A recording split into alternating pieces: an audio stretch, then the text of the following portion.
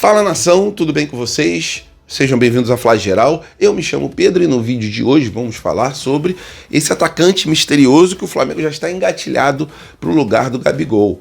Flamengo que renegocia ali, né? Tenta empurrar mais para frente as dívidas com empresários para poder ter um fluxo de caixa melhor nesse ano de 2025.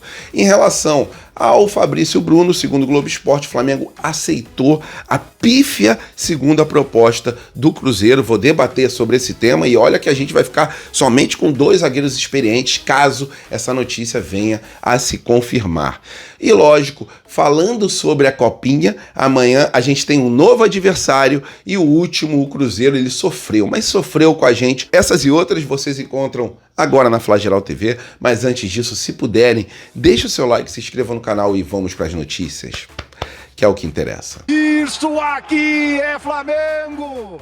E vou começar o vídeo falando sobre Fabrício Bruno, né? Segundo o Globo Esporte, o Flamengo aceitou a segunda proposta, que gira em torno de 40 milhões de reais, né? Pelo atleta. E o Flamengo ainda ficaria com uma parte do atleta que tem 29 anos. Mas o que me incomoda não é a saída do Fabrício Bruno. Apesar de eu considerar o Fabrício Bruno um excelente zagueiro, um cara que com certeza ajudaria o elenco do Flamengo nessa temporada, mas ele não quer ficar, tudo bem. Só que o que me incomoda mais é o que eu falei no último vídeo. Pô, o Flamengo não pode vender um atleta para depois ir para o mercado contratar. O ideal, a ordem correta, seria fazer o que os clubes europeus fazem. Vai vender o atleta? Beleza, deixa eu contratar um, já que ele quer ir embora, deixa primeiro eu me reforçar, para não deixar essa lacuna, né?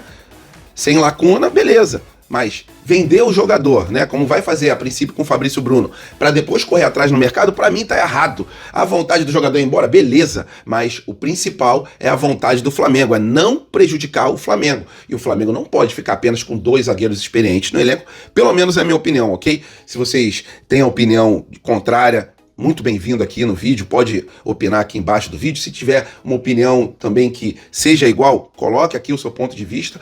Mas para mim tá errado. Tá errada essa estratégia de primeiro vender para depois contratar, né? Ainda mais por 40 milhões de reais, o jogador que tem a qualidade que o Fabrício Bruno tem, é um jogador por passagem muito recente na seleção brasileira. E o Flamengo ainda fica com uma porcentagem de um atleta que já está com quase 30 anos. O Cruzeiro vai vender ele com 33 anos por quanto? Pô, tão complicada essa situação. Só venderia por 100% e só venderia se eu já tivesse uma contratação ou praticamente contratada, totalmente engatilhada, ou já contratada para o elenco do Flamengo, para quando sair o Fabrício Bruno, a gente já ter essa peça de reposição. É isso, galera. Tomara que essa notícia não venha a ser verdade, né? Não venha a se confirmar, pelo menos na minha opinião. E se vir a se confirmar que o Flamengo venda 100% do atleta, não tem sentido nenhum o Flamengo abrir as pernas para o Cruzeiro para vender o Fabrício Bruno, sendo que todos os times brasileiros complicam qualquer tipo de negociação com o Flamengo. Vide o que aconteceu com o Léo Ortiz, vide o que aconteceu com o Alan, quando veio do Atlético Mineiro para cá, entre outros atletas, né? Então é isso, é minha opinião. Não esqueça de deixar sua opinião aqui embaixo do vídeo.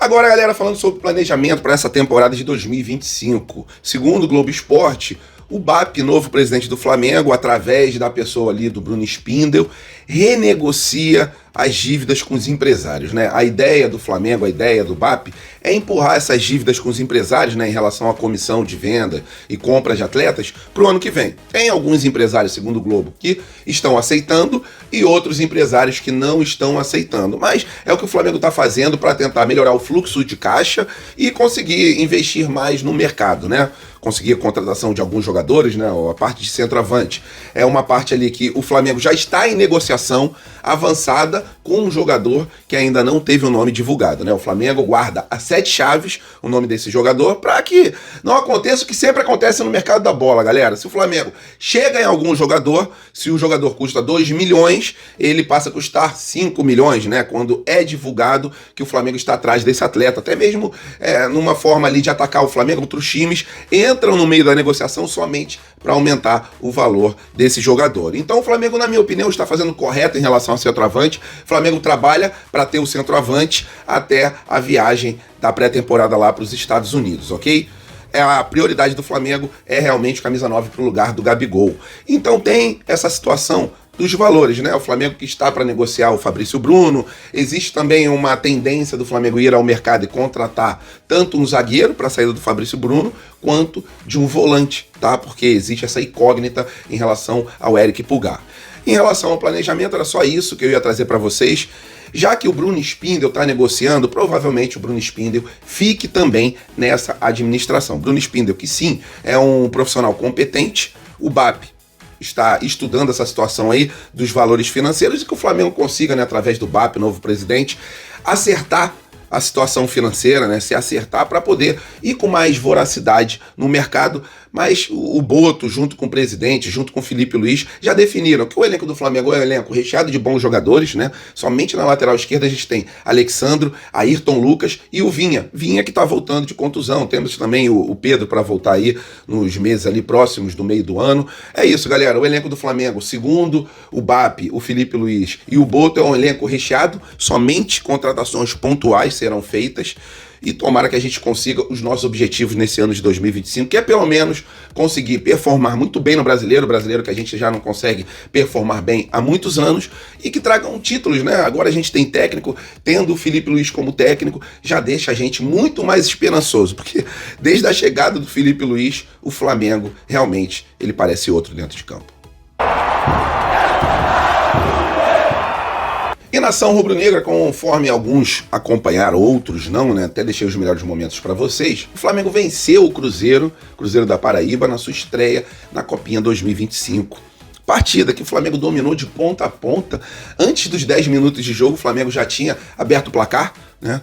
E os gols do Flamengo foram marcados por Felipe Lima, Pedro Lemos, Camargo, Rian Roberto e também Douglas Telles, né? O Rian Roberto, que a galera tava pedindo do começo até o meio do segundo tempo, e ele entrou lá pro meio do segundo tempo, mais próximo do final do jogo, mas já entrou daquele jeito, né, galera? Quando o cara tem estrela, a bola procura. O gol que Rian Roberto fez, a bola foi chutada por um, foi cruzada por outro, foi desviada, e a bola caiu no pé dele. E ele com aquela característica que eu sempre falo pra vocês, né? Aquela característica de bater de chapa. Mandou pro fundo do barbante e o Flamengo conseguiu ficar em primeiro lugar no grupo, logo na sua primeira partida, 5-0. E não se esqueçam, amanhã o Flamengo joga contra o Zumbi de Alagoas.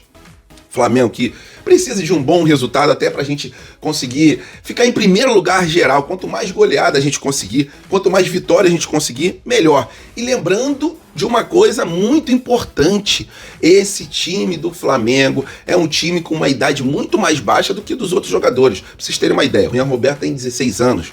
A média dos jogadores adversários são de mais ou menos 20 anos. Então é uma média muito acima do que joga o Rian Roberto no Sub-16.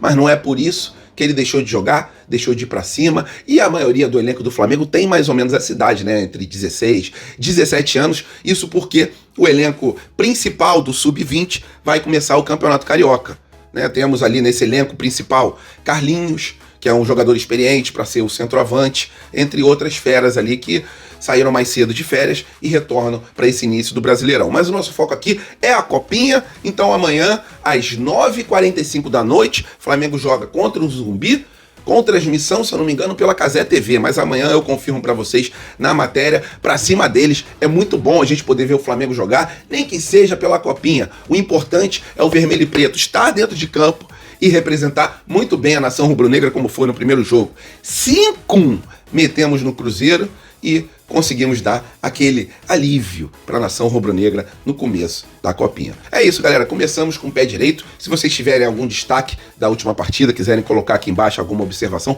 por favor, coloquem. E amanhã, se Deus quiser, a gente vai partir para cima do Zumbi para conquistar mais 3 pontos. Valeu, nação. Estamos juntos. Fiquem com Deus. Tenham uma semana abençoada. Até a próxima aí. Saudações.